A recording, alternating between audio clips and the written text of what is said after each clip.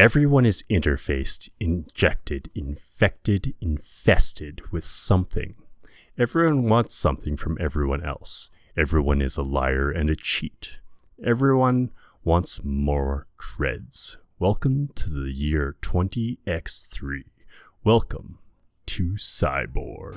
Finny and DG lead the way. New RPG systems every day. Dice roll, quick adventure calls. Walking through tabletop's golden halls. Masters of pen and paper. RPGs of every flavor. Talking about different creators. The choice of games is never greater. Come with us to games they run through. New, old, and interesting. Thank you all for listening. Welcome in, everybody. Episode 19, Masters of Pen and Paper. My name is Mike. This is my main man. Finny coming at you. What's up? We are here. We're going to be running through Cyborg, which is yet another board game. So this is the third board game that we've run through. This is the third and, at the time of recording, final board game. Primary board. There's loads of custom created ones out there. Hacked and slashed together, But yes. if you go into your game store and you tell them, I want to play a board game, they're going to hand you one of three books, either MÖRK BORG, the OG, Pirate Borg, the kind of one-off, we'll call it non-official, even though it's kind of official, but it's non-official. It's official, but it's official, adjacent. but official adjacent. Or this one, Cyborg, which is official. Yes. And because it's put out by the same crew. And this one's got the cyberpunk kind of flair, the futuristic doom kind of feel to it. The hacking in and jacking out and, all sorts of weird things. Not getting those two things confused. Not a little bit. I don't know. So you had said that this game has, what was it, the same graphics designer as MÖRK BORG does? Like there's a connection to the OG game here. So the OG game, the graphic designer for the OG game is Johan Nohr. And it just so happens to be that Johan Nohr is the graphics designer for Cyborg. Dun, dun, dun, dun. The same guy. Yeah, it's very much the same guy. It is the same guy because this is put out by Stockholm Cartel. Mm-hmm. Now, this is a group, and it is a very difficult group to pin down who is it actually in there to do this. They're a group. They are a group of writers and artists in Stockholm, Sweden, where, of course, MÖRK BORG came from. Makes sense. And now Cyborg has also come from. Now, this group of people in here, I think there's only about 4, maybe 5 guys, 5 people. I don't even know if they're guys. Sure, fair. Are in there, and they just said, hey, we'll just make this company and we can put out all this stuff under Stockholm Cartel. Yeah. Because they see that they've got something here with MÖRK BORG, right? Like they can see the wheels turning and going like, holy, we can flavor this a little bit and give upgrades to MÖRK. Not only can we do MÖRK BORG and the changes and the upgrades to that, expanding that world, but then we can also offshoot into these other spaces and set things up there. And like it with Cyborg is literally no difference. Now I will say the one thing, so MÖRK BORG actually means like dark fortress, right? That's like a translation thing. Whereas now they use the word Borg like the American pronunciation of it, right? Like it's just literally Borg. So now they've put cyborg to create cybernetic organisms like that. That's the play on words, and I like that. It's kind of like, okay, this is now the brand. We'll get into that. Yeah, but because screw it, let's do it right now. So you play in the city of Psy. Yep, that's it's CY. That's the city. Name of the city. Yep. So now You are in Cyborg. You're Cy. Yep. Borg being the fortress, which is the city. Yes. But it's fortress-esque. There we go. Yes. So there you go. There's the connection. Yeah, we can expand on that a little bit later, but that's the gist. Let's get back to the writer, because we skipped over the writer. We went straight to the graphics designer because he was such a It's because the book is so beautiful, right? Like it's always the first thing that pops off, right? It hits the Borg aesthetic perfectly because it is from the OG Borg man himself. Exactly. So this Cyborg is written by Christian Salin. I can't find anything on this guy. He's the creator of Cyborg, obviously. Yes, he is. Yep. He has other credits to his name under Stockholm Cartel. Off the top of my head, I can't think of any, but if you go to their website, you can definitely check see who has authored what in their line of things. And he's in there as well. Cyborg is published by Free League Publishing once again, the same people that did MÖRK BORG and I believe Pirate Borg as well. Right. Yeah, and I think it's really important that I kind of point out at this point in the game, because we're about to get into the nuts and bolts like we always do. It's important to point out that there isn't necessarily a table of contents in this game. So when you open this book, as soon as you turn that cover page, we're in it. Like you're literally starting into the book right from then. It's 2 feet deep and straight on in. And so it puts everything into like an index-ish thing at the back of the book. We'll talk about that later. But this makes navigating the book very, very difficult because it's not laid out the way that you think it would be laid out. It's laid out because just like any other Borg book, this one's an art project, right? So you need to be ready to search for stuff. It's intended to be artistic. They do post the rules in a boring method, but for all intents and purposes, it's really important to add the disclaimer at this point before we get into the game that when you open this book, you're getting right into it, right off the hop. So be ready for that. If you do buy the PDF, the digital version, it comes bookmarked already. Yes. It does. And so that's super nice. But the actual physical book, well, it doesn't come pre-bookmarked, so you'll have to do that yourself. But it's pretty. But it's a beautiful book. It does come with 2 tassels that you can That's true. Bookmark just like yourself. The other ones, you do have the ability to section things off. So that's a thing. I will say the layout is true to the Borg layout. 100%. So you have the world, and then you have like the factions, and then you have your character creation and violence, and that's about it. And equipment and stuff. And then the adventure at the back. Yep. That's the gist of it. Yeah, it's important to understand that this is another MÖRK BORG type game. If you haven't listened to the previous Borg games we've done, we did, what was it, Finny? Episode 3? Episode 3. Yeah. Just, you know what? Pause it here. Go to episode 3.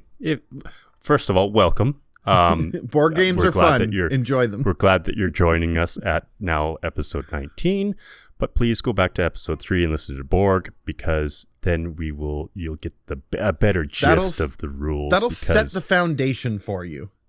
Because we kind of gloss over some of that stuff now that we've done. This will be the third time we're doing Borg rules. So, which we love. We love Borg rules. Do come back.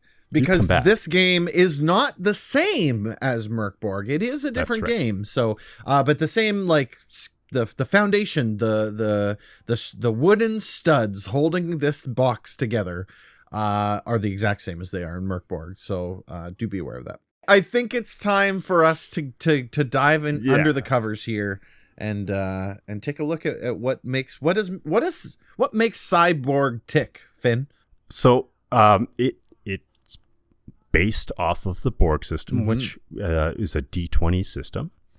So you roll your D20, you add or subtract your modifier, your ability score modifier, because we only play with modifiers in this. You build your ability scores, But once they're converted, you chuck them in the garbage. You don't need them anymore. Yeah.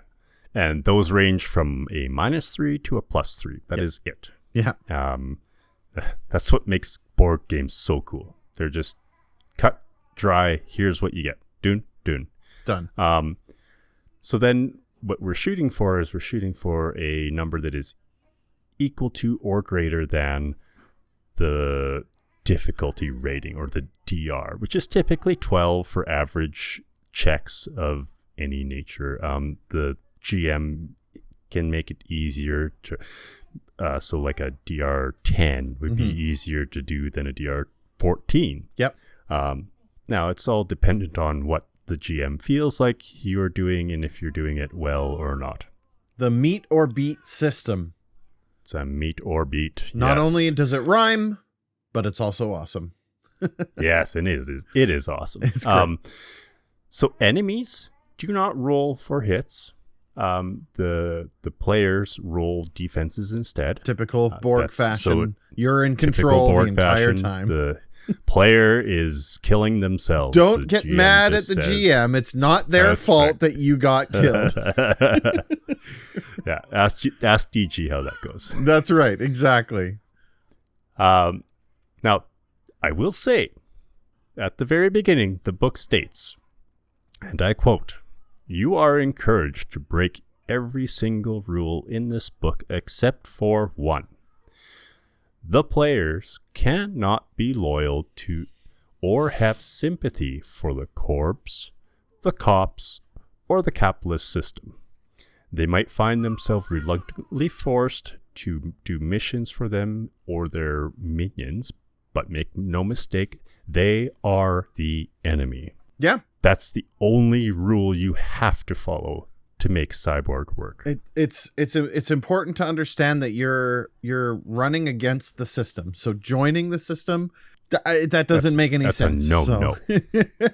And I mean, and that's really the gist of it, right? Like we'll get into some of the specifics that separate this from MÖRK BORG, but as far as it goes, all of those components are still the same. It's at the end of the day, it's the same meat in the sausage. It is the bologna to the hot dog. That's right. From what I understand. Wow, we're going all over the place. We're all over the place. So to bring us back to where you had mentioned this earlier, is the setting of the game takes place in this futuristic cyberpunk style city called Sci. And Sci is composed of about 20 districts, most of them being slums. So there's not a whole lot of money going on in the city. And the center of Sci is known as G0, which is a epicenter where some catastrophic type event, it doesn't really explain what it is. It leaves it open to you. You can kind of decide what that is. Typical Borg fashion. It's your choice. It's your game. You do what you want with it. But that event has made G0 into a non-entry zone. That is you cannot go in there because it's chock full of these like nightmarish creatures that have come out of that calamity that's been plopped into the center of the city. What a great general bad. It's great, right? Because I mean, like, you can also have your game, NES Ghostbusters style, where you have an increasing amount of monsters over time as they start to exit from G0 into the neighboring zones, right? So it's really cool. I think that concept it lays the brickwork for the foundation very well. The next piece that connects the cyberpunk aesthetic in the game is known as the net, which is this is on page 27 for those of you following along at home. Yeah, because we like to do that. We like to follow. If you have the book open, that's the best way to do this. Do. It's a consensual semi-hallucination that is continuously experienced by everyone. Now, this takes on the form of AR, VR, and old internet and cyberspace. Yeah. It is also presented as a deity, oddly enough. So people pray to it. Yeah, it's like and worship it. Yeah, It's everything. This is like everywhere. The lifeblood of sci. Now you can access this by ways of 2 ways. Sorry, by use of a retinal communication device or RCD, and these are like babies. These are your chromed out goggles or eye implants.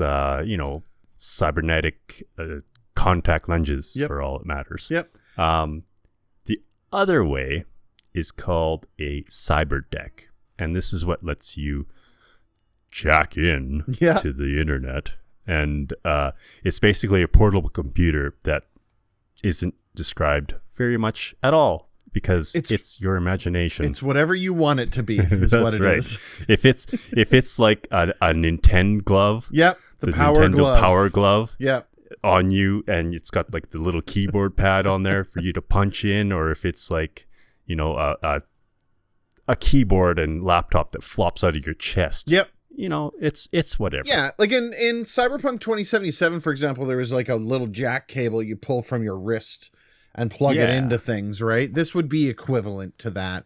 Yeah. It could be something like a handheld computer. Like it's whatever you want it to be. And it is literally anything. In Borg fashion, this is your game. You decide how you want to play it, basically. Borg likes to skimp on the details so that the GM and the players get to exercise their imagination and their creativity. It's about the story. It's about the story and dying along the way. Oh, yeah. Speaking of characters, why don't we get into jump into creation? making our own, what would you call it? A hacker? A punk. Making our own dude? We're making our punk. The punks, the cyberpunks. Yeah. Yeah. Yeah. Love because we're cyborgs. Makes sense. We're playing cyborg and we're making cypunks. I don't know. Anyways, we start with 2d6 times 10 credits. Typical. Some cheap clothes and a RCD. That's right. Now, this is, of course, your retinal comm device. We roll a d8 on the first table for things like my mirror shades or maybe a stolen taxi. Whatever, everything in between. Who knows? There. It could be many different things. It can be all sorts of things. Next up, we roll on the second table. This is for things like paracord or super lube. Useful things. You might need it. That's what's important. I will say that if you roll a 12 on this table, you get a random cyberdeck from the table on page 69. Now, we'll get into that later when we get around to it because that's a whole other thing. We roll again another d12 on a third table, and this is for things like a red juice stim injector, and this is like a healing potion. Or optic camo, like Ghost in the Shell style. Very cool stuff. There's also a chance to roll cybertech as well as a cyber deck. Mm-hmm. That's right. You do not automatically start with a deck. Nope. You get to either buy one or roll one. That's right. Now, this has some open slots and 2 random apps. Now, these are... They're sort of like the magic in this. They're like a cousin to the scroll system in MÖRK BORG. It's not a 1-to-1, but I mean we'll touch on the cyber decks later. But the intention here is that you have the ability to perform actions from this thing, special things that only a person with a cyber deck can. That's right. Having apps on these things makes a big difference. It does. After that, we decide if we are going to choose one of the 6 classes or remain a classless punk. Yep. This matters only because each class has a different way of rolling ability scores and health. For those of you interested, our classes are the Shunned Nanomancer. Yep. It's kind of a super infected by alien nanites and mutated. Yeah, they're disgusting looking. They are awful. Fantastic. Yes. They're like these like monstrosity, gross, Like some of the like the flesh dripping off. Maybe you don't have a head anymore. Like it's just really like just all sorts of terrible things. Radiation burns everywhere, all sorts of stuff. You got the burned hacker. Yep. And you start with the cyberdeck and personal app. Yep. Next up, we have the discharged corp killer, and this is a ranged combatant. This is he's your sniper, your standard merc. Yeah, he's your sniper guy. We have an orphaned gearhead, and this guy pilots machines like flying drones or armored vans. He's your tech guy. Yep. Yeah. Then we have the renegade cyber slasher. This is a lot like the discharged corp killer, but for melee instead of ranged weapons. That's right. After that, we have the last but not least, the Forsaken Gangoon. Basically, jack of all trades, master of none.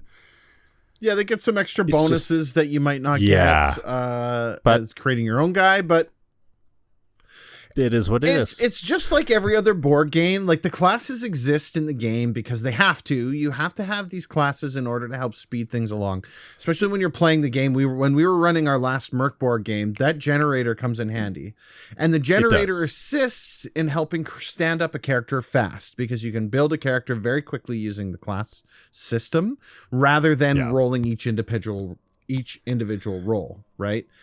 But the real fun of the game is it making your own guy? You know, it is.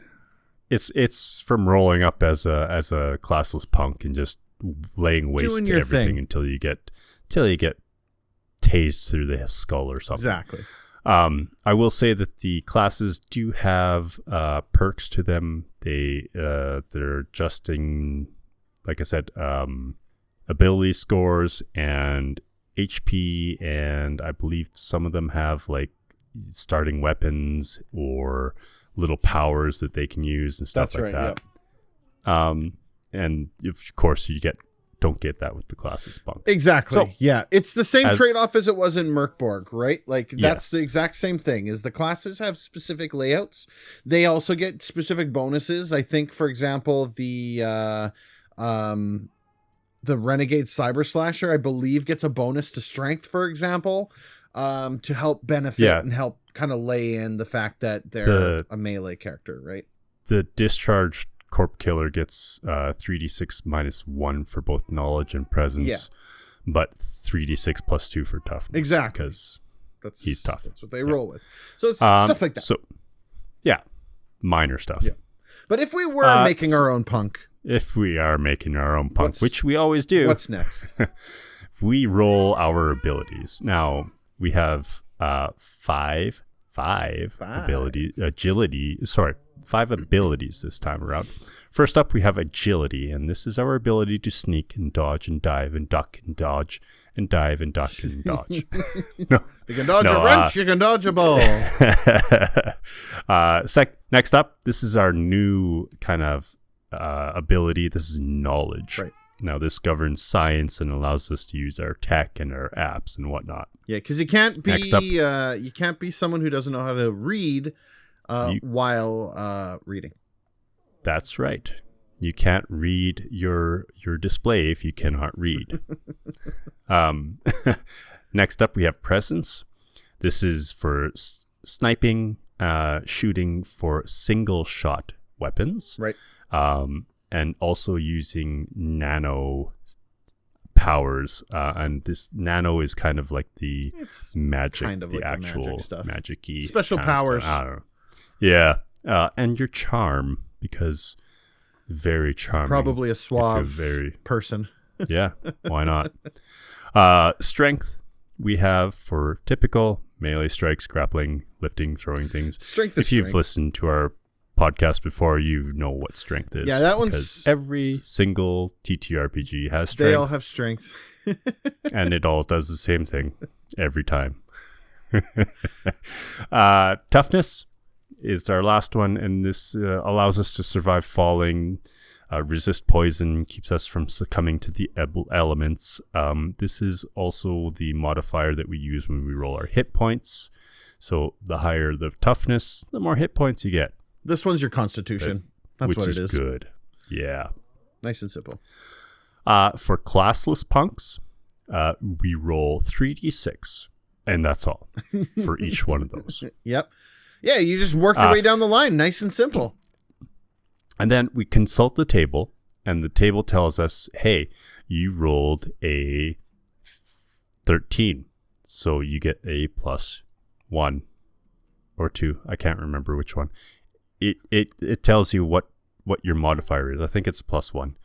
And then up to 18 is your +3 modifier. Yep. And of course, if you roll really low, like a 3, say, you get a -3. That's right. You're going to have a bad time. Your modifier. I like to play this game that when I roll my stats and I have a -3, that I finish making that character, but then I immediately make a second character because there's a really high percentage chance that person with the -3 is going to die. Yeah, you're far more likely to create your character with zeros. Yes, you're lucky to get any pluses, but if you happen to get a -3, that's in my experience with the board game so far. -3s have been death sentences for those characters. It's rough. Yeah. It's rough. Yeah, it's rough. Yeah. -3 and it's fun to make new characters, so just make a second one. No big deal. And it's fast. It's fast. Boom, done. Next up, there are 5 optional. These are optional tables to roll on, and these are style, features, wants, quirks, and current obsessions. These are for flavor only. These are giving you. These don't impact your character in any way except thematically. Yeah. These are like your ticks. These are what makes your character them. This is what stands them out. This is what stands Finny's character out from DG's character. That's right. Okay.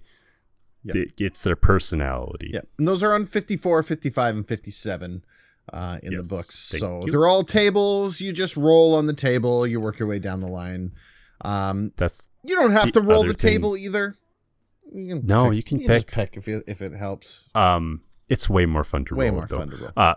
I will state for those of you that are new to the board games, there are a lot of tables, that's what makes rolling characters so easy in board games. Yeah. It's all table based, so you just throw dice down and you have a character. I mean, how else are you going to determine that your current obsession is model mech kits? I mean, your guy kills, hacks, destroys things, and builds Gunpla on the weekend. I feel called out. Thanks. It's all for creating the character. So use them, don't use them, your choice completely. But That's right. It's fun to have some extra stuff in order to play off. It is just something to play off yep. of. Next up, we roll our starting equipment, and that is a D12, unless your class tells you what to do if you choose one. These are anything from a broken bottle to a pulse rifle, and a whole lot of deadly in between these two. Yeah, I loved number 10 on this list. So number 9 is the assault rifle, but number 10 is the assault rifle with a grenade launcher, right? Like it tucks in an extra thing. I thought that was a really nice touch. So I think there's an ancient revolver. There's some really cool stuff on this list. There's some fun stuff. In true Borg fashion. So very cool. No femur that I noticed. No Zweihammer either. Yeah. But there is. You got a machete. Yeah, there is a reference to not Zweihammer. Was it Zweihander? A Zweihander. There is a reference to it later on. So there's a couple different things as we get into like the cyberpunk side of the Borg world. They called, I don't know if you caught this or not, but there's claws that you can use, and they're called Logans. And I was that is an awesome name for the claws, because like Logan, Weapon X, Wolverine, their claw weapons. It makes so much sense. And I was like, that is very nice. Well done. Yes. Yeah, it was a very nice touch. Very nice touch. After that, we roll armor. Mm-hmm. Now, armor is rolled on a D3 table. So take your D6, because not everybody has a D3 laying around. That's right. Choose 1 to 2, 3 to 4, 5, 6. And you can have either no armor, style guard, or rough armor. Now, armor only does a damage reduction. It does not increase or decrease the probability of being hit. Yep. It is strictly damage reduction. That is also dependent, the damage reduction is also dependent on the tier, quote unquote, of armor. Now, tier 0 is no armor. Tier 1 is reduces damage by D2. Yep. So you roll, you flip a coin. Heads it's 1, tails it's 2. On T2 armor, it is a D4 that you roll for damage reduction on that. Right. Then we figure out our debt, because God knows everybody in a cyberpunk dystopia is in crippling debt. Yep. Always. Everywhere. And this is the primary motivation for your character. Why am I doing what I'm doing? Well, you have a debt to pay, bro. Time to kick that money up. That's right. So we figure out our debt. It's 3d6 times 1,000. So hopefully you roll low. But that could be nasty. Yeah, that's right. And then you roll on a d12 to see who you owe it to. And these are people like an anonymous hacker collective, or maybe a semi-sentient AI cluster that is slowly building up its influence. You know, you don't want to mess with regular things. And then we roll a d6 to see how bad they want their money back. Yep. On a 1, they don't really care if they have their money back or not. On a 6, they're likely knocking on your door every morning, ready to break a kneecap or two. Yep. And these are Typical all mob pieces things that are going to play into your story, right? So, That's up right. to this point, we're creating your character. We're adding all the different components. This is adding into it as well. So when you roll your character up, you're going to provide this information to your GM. Your GM is going to probably work this into the story somewhere. If you survive long enough. If you survive long enough. I mean, hey, those guys might break the door down and kill you right then and there for not paying your debt. Yep. On a 6, I mean, my players, they're going to wake up and they're going to have someone sitting at the door waiting for them. Where's the money, Lebowski? That's right. That's right. After that, we start with D2 glitches. Yep. Now, glitches are our omens from MÖRK BORG. Now, these let you re-roll roll on a D20. They reduce DR. They also allow you to skip on a fumble or something. Yeah. I have to say, one other thing. Page 78-79 is where you'll find the glitches. Yes. This has to be my favorite 2 pages in this entire book because it's a beautiful spread. Because the book, these 2 pages are literally glitched, right? Like there's a bunch of just techno garbage on this page, save for about 60 words in a small bubble in the top right. That explains what the glitches even are, but the entire thing is used for nothing other than literally looking like the book has glitched out on you, right? I thought that was just such a beautiful touch. The Borg books are already very, very cool. This was just another piece of just like beautiful. Johan outdid himself with Cyborg. Yeah, this was really well amazing. Done. Yeah, very good. After we do our glitches, next up we have our HP. Now this is our toughness plus D8 for the classless punk, and if you have a class, they will tell you how much to roll. Yeah. Now with our HP, if you fall to 0 HP, we become battered. And this is basically an unconscious state. Yep. You are not dead. You're knocked. You are knocked out. Now, when you fall to 0, you roll on a D8 table. And, of course, one of the outcomes is, of course, straight off death. Yep. With an asterisk. Of course. Death in Cyborg is always with an asterisk. And then if you go to negative HP, this is you're dying outright.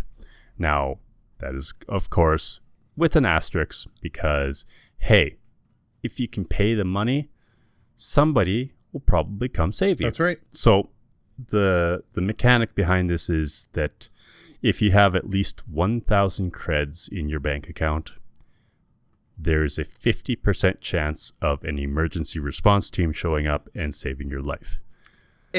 Now, this is also dependent on, so it's 1,000 creds if you are 0 to 1 HP in the negative. And you add a 0 every time you are a point below it. That's right. So a -2 would cost you 10,000 creds. To 100,000. For a 50% chance of surviving. That's right. Now, if you do survive, you will spend D6 or D8 days in the infirmary. Right. And you'll have to pay for that as well, because everybody needs their money somewhere. Exactly. Yeah. And that's it. We have a character. That's all. Now, I will say, because we mentioned now twice in the form of debt and in the form of reviving your character, that credits really seem to play a pretty large role in Cyborg, right? Compared to the other games up to this point, money exists to buy things and you get it when you sell things. There's a 2-page spread on pages 62 and 63 that outline all the different things that you can do with credits in this game, in addition to the stuff that we've already spoken about, right? But as I was going through this, I was immediately drawn to page 63 in the bottom corner, the other services tab, which there's a lot in here that you can use to spice your game up, right? You've got gear repair, body mods, ad blocking, doxing, crime scene cleanup, right? All of this different stuff that's in here really starts to make it feel less like a board game where you're doing this as a one-shot and making it more like a mid-length campaign type of thing. So your characters are probably going to rotate out pretty quickly, but the concept of the world and getting you to play in the city of Psy, this kind of stuff kind of helps push that, I think, a little bit down the path compared to previous iterations of the game. Yeah, I do feel like Cyborg is made for a adventure and a multi-session adventure at that, not just a one-off like MÖRK BORG. Pirate Borg did the same thing. It kind of was a longer play. You want a little bit more out of the game than the OG MÖRK BORG. OG MÖRK BORG is pull it down the shelf on a Friday because you're deciding not to play D&D that night, and that's what you do that night. And it's usually wrapped up within that one session. It could go longer. There's nothing stopping you. Yeah. But you're probably going to start and end it that night kind of thing. Yeah. There's a good chance of it anyway. Combat. Combat is dealt the same way as MÖRK BORG. So we roll a d6 for initiative. Low, i.e. 1 to 3, the enemies go first. And high, 4 to 6. The PCs go first. Now there's an option that if needed, the PCs can roll agility tests to see who goes first in the initiative order if they need to. But in my experience, it's been, hey, D6. Who wants to go first? What are you guys doing? We're just going to roll. We're just going to go for it from there. That's right. Now we test strength for a melee hit. So that is a D20 plus or minus your strength. You're shooting for a DR 12. Most things are 12. It can be Some changed. things might be 13 or 11. That's right. Or higher or lower. Or 16. Who knows? It's your game. You can do what you want with it. It all depends on how angry the GM is at you that day. And then we roll damage. Now, ranged is a slightly different because we are not using crossbows anymore. We are into like pulse rifles and auto shots and all sorts of fun stuff. Now, single shot weapons are being shot with presence, whereas auto fire weapons are being shot with agility. Now, auto fire is a special kind of thing that lets you it gives you a second attack against either the same target or another one that is nearby with a maximum of 3 It's like targets. auto aim. or 3 attacks. Sorry. The computerized aiming a bit. It's helping you hit things. It's for the assault rifle. That's right. So you pull the trigger, full auto. Yeah, you know, exactly. That kind of stuff. And something new. Well, I mean, the guns and stuff, that's all new to MÖRK BORG. But I mean, something also added on here is that ammo is a thing here. And so after every combat, which they could make it after every attack. So, I mean, I think this is being pretty generous about it being after every combat. Yep. But after every combat, you're going to roll a D8 for every weapon that you fired during that combat. Or if you used auto fire, you can use a D6 instead. And on a 1 to 3, you are out of ammo and you need to reload that weapon. And if you do need to reload that weapon, regular ammo costs 10% of a new weapon's price. And if the weapon is unlisted, you assume that the ammo is harder to get. It's not like, oh, it's not listed, it's free. No. If it's not listed, it costs more money. And so the prices would vary on an unlisted weapon by about 60 to 120. So you kind of start to get a grip on how credits really start to matter, right? And why it's important to get out there and start making them, right? The weapons are all on page 64 for reference, if you're looking at that. For example, the assault rifle we were talking about earlier, the assault rifle brand new is 400 credits. That means to reload it's 40 credits every time you need to reload this thing. If you're not using auto fire, you got 4 to 8 and you're succeeding. I will say, going back to our dying things, there's one roll chance on your battered roll that does give you a chance to rage. Right. This is where you go berserk and you get a temporary gain. You temporarily gain D8 HP and attack a random target twice per round with the most effective weapon in your hand. Now, these attacks are done at a DR 10, so it is easier to hit something. And the defense is DR 14, which makes it easier for it to hit you. Now, you don't stop until you are knocked out, dead, or somehow otherly sedated. For sure. I thought that was really cool. I really liked that part. That's cool. It really is. You get hit, you go down, and you stand back up, and your eyes go red, and you just go berserk enabled. Yeah. We mentioned a little bit earlier, but there are apps that can be loaded onto a cyberdeck. This is pages 70 and 71 in the book. These apps are these custom-made cartridges and cassettes. They have the ability to hack things and physically interact with things in your surroundings. These are going to allow you to do abilities such as bypass locks, cause distractions, attack targets, things like this. The way that this works is just like everything else in Borg. There's a DR12 knowledge test. So this is our new ability to use that app. And if you fail that check, you run the risk of triggering something called a backlash. These are on page 72 and 73. And those backlashes are chosen at random on a D20 and essentially act as a penalty for failing that check. If you succeed it, you use whatever that power is. If you fail it, you take D2 damage. That's kind of the gist of kind of how that works, basically. Then you get to pages 74 and 75. These would be the nano powers. The nano powers we kind of mentioned are similar. They're not the same, but they're similar to like the magic of sorts in this game. They are on a D12 table, so you could roll on this D12 table and you could get a series of these different pieces.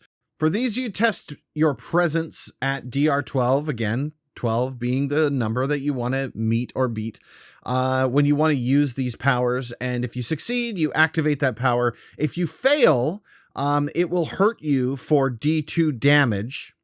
And if you fumble this roll, if you roll a 1 here, that will also trigger an infestation that's linked to that power. And so each time you use the nano power, it adds +1 to the risk of fumbling. and it makes it more likely that you're going to fumble. So instead of rolling a 1, now it's rolling a 1 or a 2. Then it's rolling a 1, 2, or a 3. Then a 4, then a 5, et cetera, et cetera, et cetera, et cetera. And each one of these things has their own drawback. Yeah. Yeah. Like, for instance, gills. You can breathe underwater. For D6 rounds, you cannot breathe air. Test toughness, DR12 each round, or suffer D4 damage. That's just a thing that can happen while you use... Because you used this, like, mutated power. This mutated alien thing in you. Now, that fumble stack does reset after resting the next day. That's right. The next day, it resets back down to a 1 on the roll. And then it stacks up after that again. Exactly. And these nano powers are kind of like these part of like an infection of like alien bacteria on nanorobots. So you ingest these things, or these things get into you somehow, and they give you this power. They give you the ability to do so. And it's stuff like a person becomes invisible and attacks and defends at DR6. The effects last for D6 rounds or until you are hit. Very kind of neat stuff. Or, a living target of your choice tests DR14 or loses D10 HP. Exactly. Their eyes bleed and their ears ring. I mean, it is what it is. Yeah. And there's a lot of just cool things that are included here in Cyborg that are just completely specific to this game, right? Which makes sense considering you need that futuristic vibe type of thing to it. So you've got cyber tech that can be purchased and implemented. These are on pages 68 and 69, ranging from retracting cyber claws to skin hardening to something called a brain box that lets you literally save state your brain and clone yourself when you die, a la paranoia, right? Very similar to like how paranoia was. Very similar. And then there's also a bunch of optional combat modifications that can be added to, or like you don't have to add all of them, but there's stuff like on pages 84 and 85 that change the style of MÖRK BORG combat. And it's kind of like stuff like cover and suppressing fire and stuff like that. Very kind of, it gives a little more some complexity, crunch to it. Yeah, a little bit extra stuff. Feels good. Yeah. We have the bestiary that starts on page 91, and the bestiary in Cyborg is very cool. It's cool. Now it is it's got your standard stuff like, guards and goons and drones and whatnot, but things get pretty crazy the further you go on. Like the Psy Raging Menace on page 94 and 95, or Heir of Kurgos page. This is on page 96, 97, and the Skulker, void black steel alloy murder skeleton built for a single purpose: tracking down a target and destroying them without mercy. This page 103. There's your Terminator, cool. Right? Like literally somebody that has been so like modded and kitted out that all that is left is literally a steel skeleton, and you are now the freaking, Terminator. Yep, you're the Terminator. You will stop at nothing to kill that person. And you're out there just to take things down. And then once you get to page 116, you're going to hit the back end of the book, which is tables and generators. You have the 116 has the NPC tables, which this one's ripe for the plucking, right, to help fill out your games. I love this. I love these tables. So handy for these GM. Are my favorite part of this. The MÖRK BORG tables are really, really well done. The MÖRK BORG tables. I love MÖRK BORG tables. 118 and 19 is the mission generator, which I got to tell you, this was really, really cool. Because you basically at any given time have the ability to just create a mission, a cyberpunk mission. Just boom. And because everybody is connected to the internet, it can just be like, yep, pop, here's your new mission. There it goes. There's a mission board updated. And it lays out what you're doing, who you're doing it for, and what the reward exactly. It's so slick. These tables go all the way to page 135 in the book. So there's loads of stuff in here, whatever you want. There's rewards. There's like, what's the job? Who's the target? Stuff like that. Last but not least, we have at the end of the book, page 136 is the start of the sample adventure in true Borg fashion. There is a included little adventure that lets you kind of test the waters and see how the game's played, and it kind of teaches you how to do that. This one is called Casino Floor. Yes. Thank you. And it's basically just a run through of a casino. You got to break in, kill some guards, hack into one of the things, pull some data out of it, get out without being, shot to death. For sure. Very cool. I love that they include the one shot so that you have a pre-made and you can understand how the bits and pieces fit together to create your own. It's just really cool. The last thing in the book is what I mentioned at the very beginning of the episode, which is the index. Now, the index is literally the table of contents, kind of. This is your how to find things in the book. So if you're looking for something specific, you're going to want to turn all the way to the end of the book, about page 65 or so. And there it is, all the page numbers, all the things, what you'd be looking for. So that is helpful. If you're looking for rules on food, they're on page 63. Literally in the yellow pages, because they are yellow. In the yellow pages. And so, you're going to be referencing these things quite often, I imagine, during your game, just in order to keep things flowing. This is how you'll find the rules and stuff in the book, because the book is artistic. It's not intended to be easy to go through. Yeah.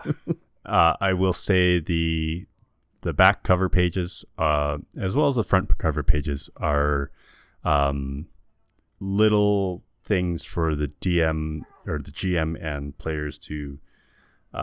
So the front pages is names, stuff that is in pockets, loot tables and infested items, and the back pages are like ability tests. It's just a simple breakdown of some of the rules and how it's what you'd have in your DM screen. Yeah, it's your DM screen. Yeah, and that's it. That's the whole game. There we go. It's great.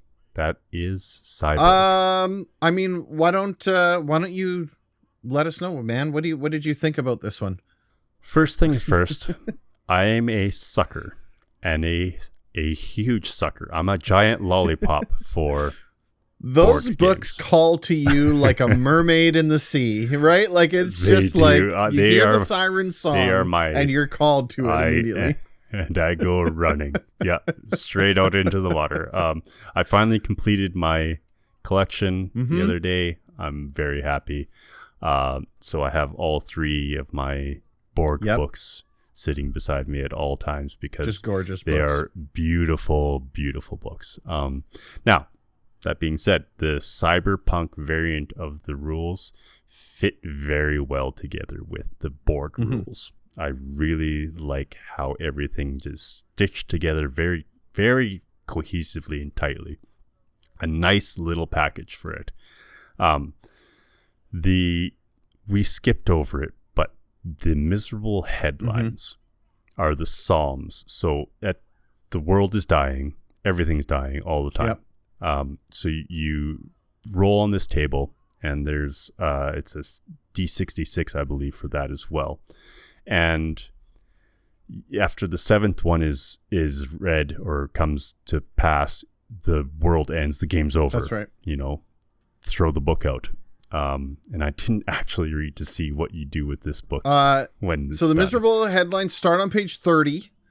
At the very end of the miserable headlines is actually really funny. The 7th time a miserable headline is rolled, it will always be an error. Are we living in a simulation? Rector Magnificus Professor Dr. Duru Everin at Sci-U has found proof that the world is a simulation run by unknown entities. Everin could not be reached for further comment. In 12 hours, the simulation resets. Replay the entire campaign. That's the one. This one does not have you destroy the book, which does not have you destroy the book. I appreciate it, which is unfortunate. But I would have liked to have seen like the game, something about it like glitching out, destroy evidence or something like that. So for those of you that didn't listen to the episodes, MÖRK BORG, you burn the book after the 7th Psalm. Pirate Borg, you drown it, throw it into the sea after the 7th one. This one, the simulation ends. Apparently, Cyborg, you just play over and over and over and over. Yeah, you wake up and realize that you're in the Matrix. You realize you're in the Matrix, so you wake up in the real world, and then they send you back into the Matrix again. Yep. I love how these headlines that in Cyborg, they actually change how the game plays. They have an impact on the game. Like certain corporations will move and shift, and different things will happen as they are read, because it's not just 7 of them. No, there's a table of them that roll up randomly. It's very, very cool. I love tables. Yep. Not the ones with legs. The ones tables you use a couple sets of die with. I have more tables now. I'm holding 3 books in my hand. I have more tables now than Traveler has, finally. Yep. The core rule book, at least. No, the tables in Cyborg are top-notch. They have some amazing stuff in them that I am and well thought through. Like, there's a lot of really good stuff in there. Very well. Yes, it's very put together. Yeah. That's my... And the artwork. I cannot understate the artwork of this book. It is all purple and yellow and There's black. There's a lot of neon going pink. On in there. Oh, it is beautiful.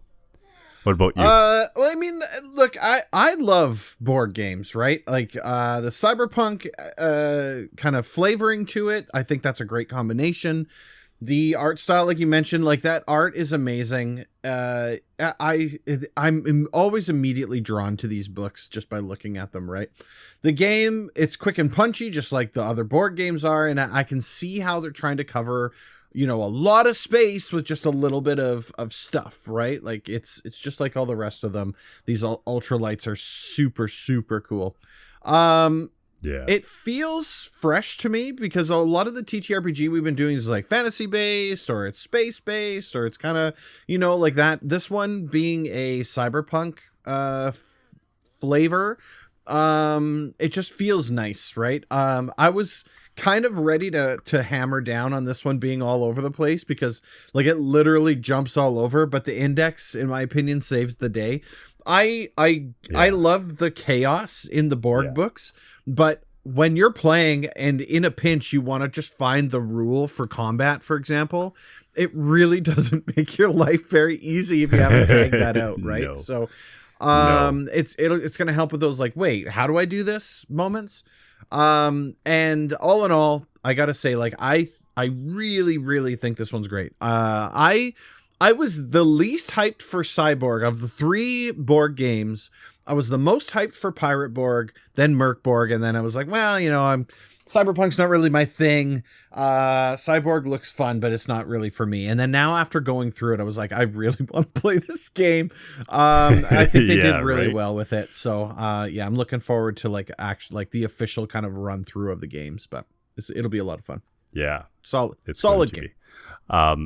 I will say that the Cyborg rulebook comes in at 136 pages for the rule, and then the adventure afterwards, whereas MÖRK BORG comes in at 71 pages, and then the adventure afterwards, so it's roughly double the size. Give or take, yeah. Yeah, because like the total page count, I think, was like 162 or something like that. Like, yeah, something like that. Not crazy. Not quite as heavy a tome as Pirate Borg was, but it is still a fairly and good considering that it's book. Placed on top of the MÖRK BORG rule set, I mean, that makes sense. You're going to have extra pages for the stuff that wasn't in there. Yeah, exactly. For the stuff that you want to change. Otherwise, it's just MÖRK BORG again. So, that's it. That's all for Cyborg. I think if memory serves, that puts us next into the post-pod. Post-pod. Time for the post-pod. It's great. It's always great. All right. Finny, for the post-pod, I got a question for you. Do you prefer physical character sheets or digital character sheets? Two-parter. And why does the other one feel wrong to you? I prefer digital. Okay. Because my chicken scratches are horrible. And my erasers are never within reach. 100%. That's the only reason. I do love the feel of a character sheet. I love to have the character sheet sitting in front of me. I love to look at it and be able to fiddle with it and flip Doodle it around and run my finger down my inventory list. But I hate filling in a character sheet with a pencil. It is not one of my fun things to do. No, it's really not ideal. I'm in 100% agreement with you, by the way. So I mean, we don't even have to take turns. I'm 100% in agreement. I have a firm belief I should have a digital character sheet and physical dice, right? Like that is the way that this is meant to be. And the reason why I like the digital character sheets more, right? Everything that you just mentioned, the writing and erasing, I'm not a big fan of. But when we run through Fantasy Grounds, it also allows us to code the actions.